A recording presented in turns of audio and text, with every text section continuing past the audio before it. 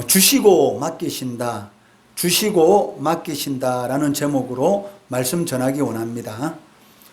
매년 기업체마다 우수한 인재를 채용하기 위해서 채용 박람회를 개최하고 있습니다.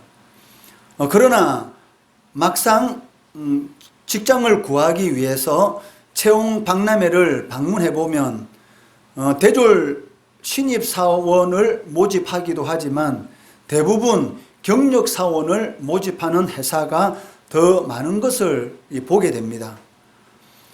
그러한 일 때문에 기대감을 가지고 채용 박람회를 방문하였던 대학 졸업을 앞둔 취업 준비생들은 실망할 수밖에 없다는 것이죠.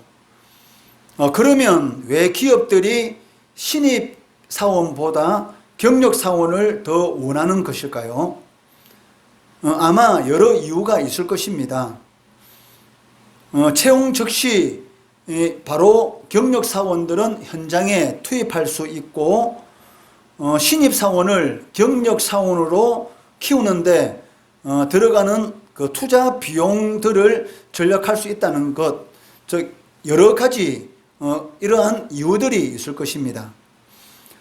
이러한 여러 이유 중에서 대표적인 것을 하나 꼽으라면 아마 이 다른 회사로의 이직을 꼽을 수 있을 것입니다. 갓 대학을 졸업한 취업준비생을 신입사원으로 뽑아 많은 투자를 해서 경력사원으로 키웠습니다. 이제는 회사에 많은 도움이 될 것이다 라고 생각했는데 어느 회사에서 연봉을 더 준다고 하니까 아무 미련 없이 그쪽 회사로 옮기더라는 것이죠. 이러한 일들이 반복되다 보니까 기업체에서는 그 신입사원을 뽑기보다는 경력사원을 구하는 그런 일들이 일어나게 되었던 것이죠. 막대한 재정을 투자해서 신입사원들을 훈련시키는 이유가 무엇일까요? 회사가 필요로 하는 그런 업무에서 이익을 얻기 위함입니다. 그런데 투자해서 경력자로 키워 놓으니까 회사에서 훈련시킨 그러한 목적과는 정반대의 행동을 하더라는 것이죠. 회사가 투자해서 자신의 능력을 이렇게 키워 주었으면 당연히 그 회사의 이익을 위해서 열심히 일을 하고 좋은 성과를 내는 것이 올바른 직장인의 아마 도리라고 할 수 있을 것입니다. 오늘 이 본문 말씀해 보시면 그 성막 건축 담당자로 하나님께서 부살렐과 오홀리압을 부르시는 것을 보게 됩니다. 30절 말씀에서는 이 두 사람을 부르는 것에 대하여 지명하여 불렀다라고 말씀하고 있습니다. 30절 말씀해 보시면 모세가 이스라엘 자손에게 이르되 볼지어다 여호와께서 유다 지파 훌의 손자요 우리의 아들인 부살렐을 지명하여 부르시고 라고 말씀하고 34절에서는 또 그와 단지파 아히사막의 아들 오홀리압을 감동시키사 가르치게 하시며 라고 기록하고 있습니다. 그리고 하나님께서 어떠한 일을 이 두 사람에게 맡기는 데 있어서 그 일을 감당할 수 있는 능력도 함께 주시는 것을 보게 된다는 것이죠. 31절에 보시면 하나님의 영을 그에게 충만하게 하여 지혜와 총명과 지식으로 여러 가지 일을 하게 하시되라고 말씀하시고 35절에는 지혜로운 마음을 그들에게 충만하게 하사라고 말씀하시고 36장 1절에는 부살렐과 오홀리압과 및 마음이 지혜로운 사람 곧 여호와께서 지혜와 총명을 부어사라고 말씀하고 계십니다. 이처럼 하나님께서는 그 어떤 일을 맡기실 때 반드시 그 일을 감당할 능력을 주신다는 것이죠. 이를 직접적으로 표현한 말씀이 바로 36장 1절 중반절의 말씀입니다. 성소에 쓸 모든 일을 할 줄 알게 하신 자들은 모두 여호와께서 명령하신 대로 할 것이니라 라고 말씀하고 있다는 것입니다. 이처럼 성소에 쓸 모든 일을 할 수 있도록 하신 분은 바로 하나님이신 것이죠. 부살렐과 올리압이 뛰어난 능력을 가지고 있어서 이 일을 감당한 것이 아니고 하나님께서 이 일을 감당할 수 있는 그런 능력을 주셨다라고 말씀하고 있다는 것입니다. 그렇기 때문에 부살렐과 올리압 그리고 함께 동력하는 사람들은 여호와께서 명령하신 대로 그 일을 감당해야 했습니다. 만약에 하나님의 일을 감당하라고 능력을 주셨는데도 불구하고 그 능력을 그 자신의 이익을 위해서 사용하게 된다면 그것은 능력을 주신 하나님을 실망시키는 것이고 또 하나님을 배반하는 그런 일을 행하는 것이죠. 우리도 마찬가지입니다. 하나님께서 우리들을 이 마귀의 종에서 하나님의 자녀로 삼아 주셨을 때는 하나님의 일을 하라고 우리를 부르시고 지명해 주셨다는 것이죠. 그리고 하나님께서 우리들을 부르실 때는 누구에게든지 은사, 즉 하나님의 일을 감당할 수 있는 그러한 능력을 주셨다는 것입니다. 중요한 것은 우리의 마음인 것이죠.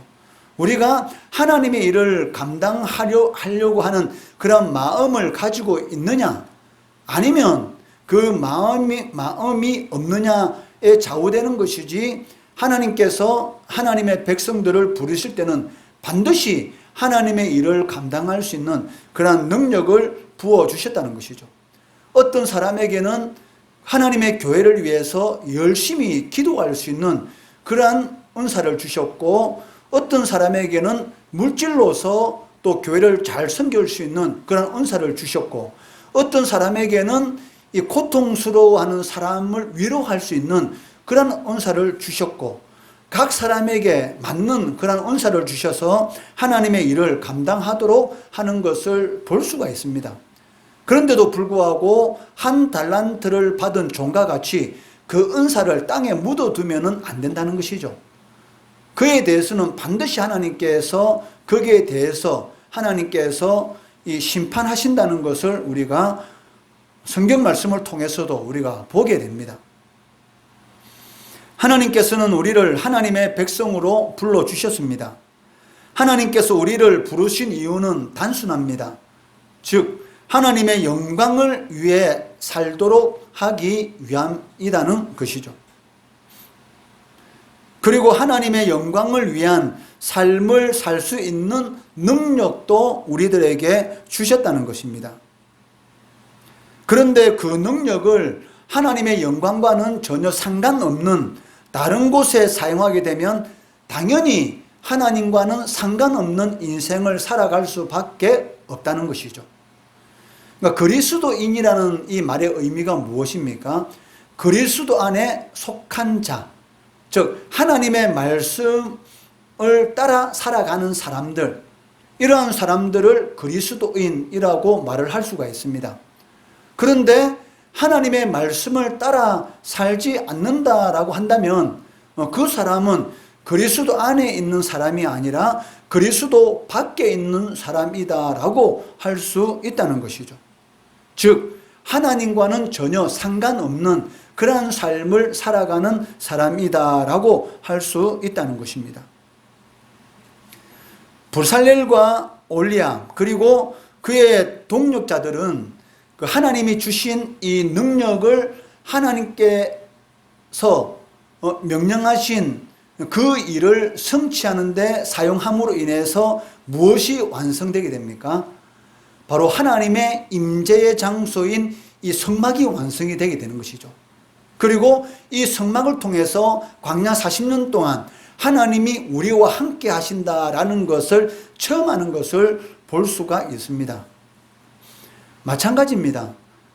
오늘날 우리들에게도 하나님께서 우리가 하나님의 말씀을 따라 살아가게 되면 우리의 삶 가운데 하나님이 함께하는 삶, 즉 하나님의 임재에 그러한 체험을 하는 삶을 살아갈 수가 있다는 것이죠.